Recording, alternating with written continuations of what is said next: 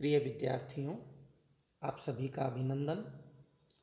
मैं वीर वीरमदेव राजकीय स्नातकोत्तर महाविद्यालय से संस्कृत का सहायक आचार्य राजेंद्र कुमार सुथार आपके प्रथम प्रश्न पत्र के अंतर्गत द्वितीय इकाई में मनुस्मृति का दूसरा अध्याय निर्धारित है, लेकिन संपूर्ण दूसरा अध्याय निर्धारित न होकर के उसके आरंभिक 150 पद्य निर्धारित किए गए हैं। ये 150 पद्य आपके सेकंड ग्रेड और फर्स्ट ग्रेड के संस्कृत के कंपटीशन के लिए भी महत्वपूर्ण माने जाते हैं। तो आइए हम इनका अध्ययन आरंभ करते हैं। धर्म के मुख्य स्रोत श्रुति और स्मृति हैं। श्रुति यानी वेद और स्मृति वेद पर ही आधारित है, इसलिए श्रुति और स्मृति द्वारा कहा गया धर्म ही अनुष्ठान के योग्य माना गया है। मनुस्मृति स्मृति ग्रंथों में सर्वश्रेष्ठ माना जाता है, सबसे प्राचीन माना जाता है। मनुस्मृति में कुल मिलाकर 12 अध्याय हैं और इन अध्यायों में 2700 में 6 कम श्लोक यानी 2694 श्लोक हैं। यह सर्वाधिक प्राचीनतम और सर्वाधिक मान्य स्मृति ग्रंथ है। इसमें न केवल धर्मशास्त्र है अपितु अर्थशास्त्र, नीति शास्त्र और समाज शास्त्र इन सभी का समावेश है। इसलिए यह सामाजिक व्यवस्था का आधारभूत ग्रंथ माना जाता है। मनुस्मृति ने 2 प्रमुख कार्य किए हैं। एक तो जो वैदिक विचार हैं उनकी रक्षा की है। दूसरा, मनुस्मृति ने एक ऐसे समाज की रूपरेखा प्रस्तुत की है जिसमें जातीय और व्यक्तिगत विवाद न्यूनतम हो और व्यक्ति का विकास अधिकतम संभव हो सके तथा एक सहकारी स्वस्थ समाज की स्थापना हो सके। इस उद्देश्य की पूर्ति के लिए स्मृति ने समाज को वर्ण यानी मनुष्य की प्रकृति और आश्रम यानी संस्कृति के आधार पर संगठित किया है। इस मनुस्मृति के महत्व को देखकर ही अनेक धर्मशास्त्रियों ने इस पर अपनी टीकाएं लिखी हैं, व्याख्याएं लिखी हैं, जिनमें मेधातिथि, गोविंदराज और कुल्लूक भट्ट बहुत प्रसिद्ध हैं। चूँकि मनुस्मृति में यवनों, कंबोजों, शकों, पहलवों और चीनियों के नाम उल्लेखित हैं, इसलिए यह स्मृति ग्रंथ ईसा पूर्व 3री शताब्दी से पहले का नहीं माना जा सकता है। इसका समय ईसा पूर्व 3री शताब्दी ही निर्धारित किया जाता है। मनुस्मृति में चूँकि 12 अध्याय हैं, प्रथम अध्याय में मनु ने जगत की सृष्टि का विवरण दिया है और अंत में मनुस्मृति को संक्षेप में प्रस्तुत किया है। द्वितीय अध्याय में धर्म की परिभाषा, धर्म के उपादान, धर्मशास्त्र पर किसका अधिकार है यह वर्णित किया है। इसके अलावा ब्रह्मावर्त, ब्रह्मर्षि देश, मध्य देश और आर्यावर्त की सीमाएं क्या हैं यह वर्णित की गई है। इसके पश्चात वर्ण धर्म और वर्णों के अनुसार गर्भाधान आदि संस्कारों का उल्लेख किया गया है। इसके बाद उपनयन इसके बाद उपनयन संस्कार का उचित काल, उचित मेखला, पवित्र यज्ञोपवीत, तीनों वर्णों के ब्रह्मचारियों के दंड, मृगछाल, कमंडलू आदि का वर्णन किया गया है। और अंत में ब्रह्मचारी के कर्तव्य और आचरण वर्णित किए गए हैं।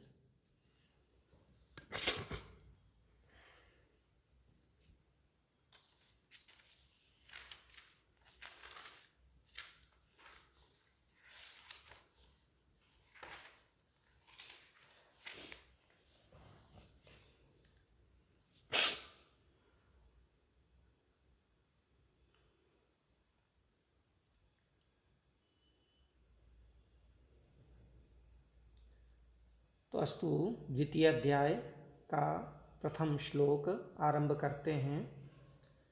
विद्वद्भिः सेविता सद्भिर्नित्यमद्वेषरागिभिः हृदयेनभ्यनुज्ञातो यो धर्मस्तं निबोधत।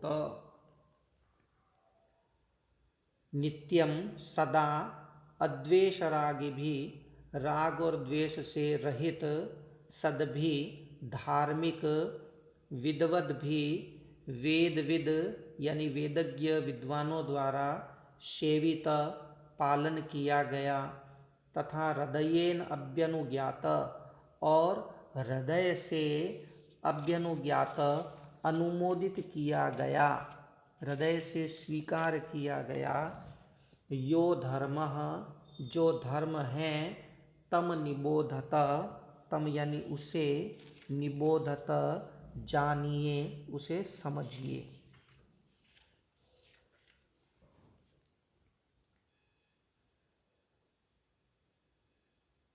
यहाँ विद्वद्भी का सामान्य अर्थ विद्वान होता है, लेकिन किसका विद्वान? वेदों का विद्वान। तो यहाँ जो वेदज्ञ विद्वान हैं उनके द्वारा इस धर्म का सेवन किया गया है।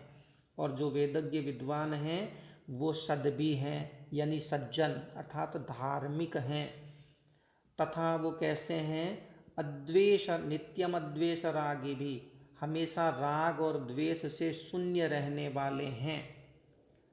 तो ऐसे व्यक्तियों द्वारा जो सेवन किया गया है और हृदय से अभ्यनुज्ञात है, हृदय से जिसका अनुमोदन किया गया है, ऐसा यो धर्म जो धर्म है, तम निबोधत उसे जानिए, उसे समझिए।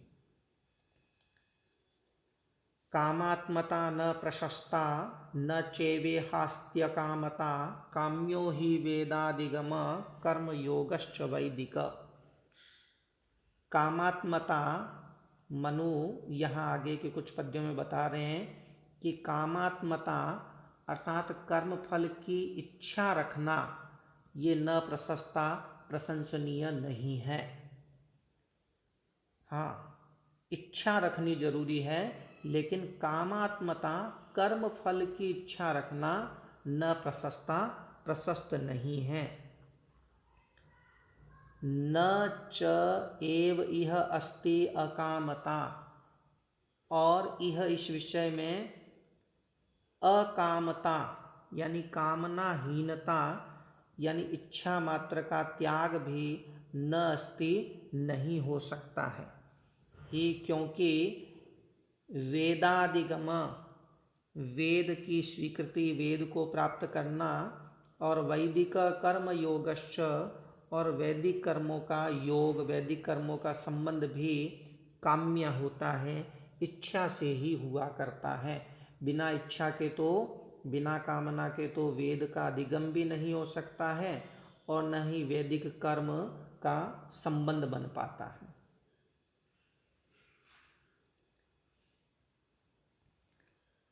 और यहाँ आगे बता रहे हैं, संकल्प मूल कामो वै यज्ञाः संकल्प संभवाः, व्रतानि यम धर्माश्च सर्वे संकल्पजाः स्मृताः। इस श्लोक में संकल्प शब्द आया है। संकल्प का अर्थ क्या है? अनेन कर्मणा इदम इष्टम फलम साध्यते इति एवं विषया बुद्धि संकल्पः, अर्थात इस कर्म से यह अभिष्ट फल साधा जाता है, इस कर्म से यह अभिष्ट फल प्राप्त होता है, इस प्रकार की बुद्धि को संकल्प कहते हैं।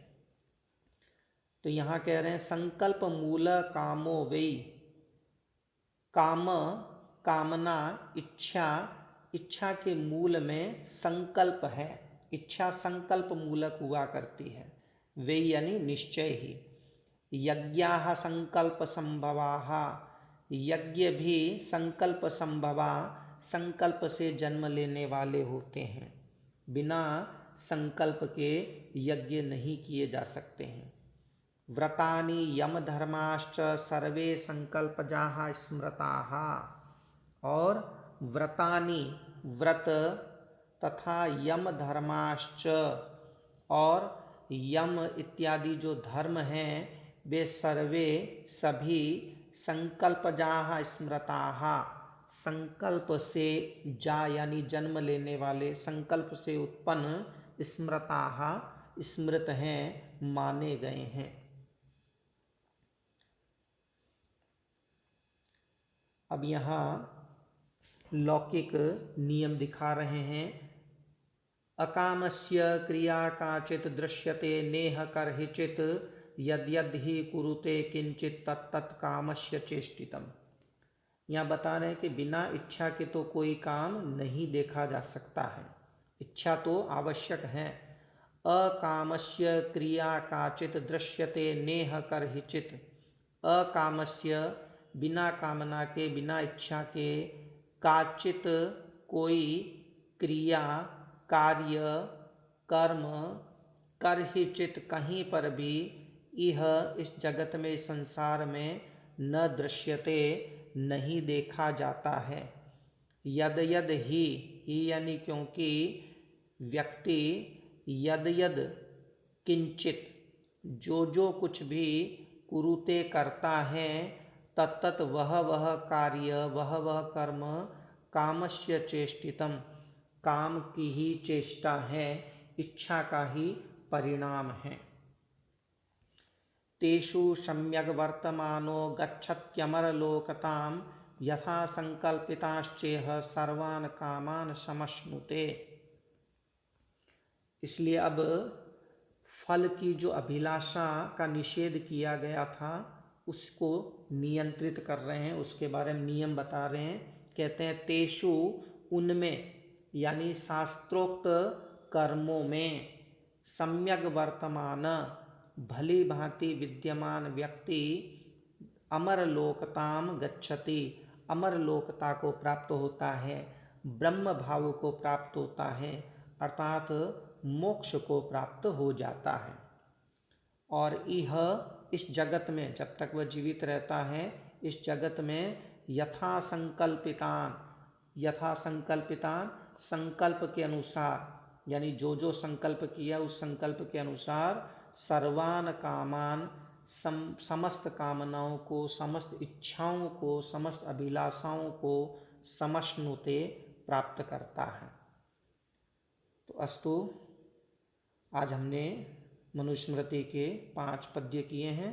फिर मिलेंगे। धन्यवाद। तब तक अध्ययन करते रहिए।